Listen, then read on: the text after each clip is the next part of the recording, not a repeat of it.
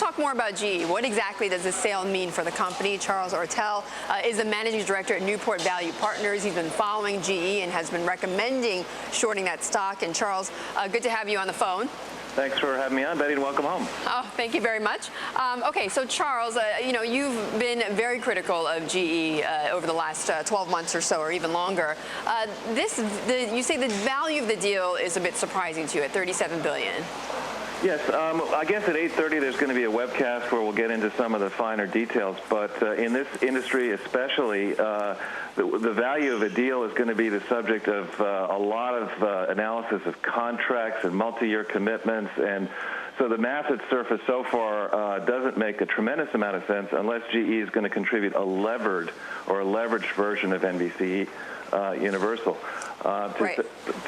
Yeah, and then those details, like you said, would likely come out because what you've said before is that it's very odd that GE is contributing $30 billion in assets and Comcast is only contributing $7 billion, and they're getting 51% of the company. Right. So there must be some adjustment. GE must be contributing a leveraged version of NBC Universal, which will help them minimize their towering debt load. But the total amount of debt on this business at last count was above $500 billion, which is one very inconvenient truth that nobody seems to be focusing on here.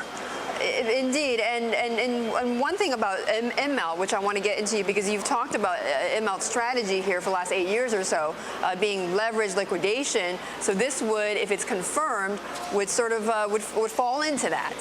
Well, yeah, I mean, what we have now, and a number of days ago, somebody mentioned that GE without NBC Universal reminds that person of Tyco.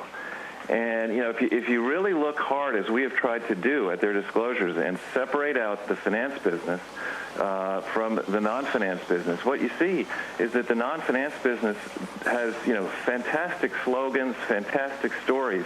But when you look at the numbers, the hard free cash flows of the non-finance business are paltry.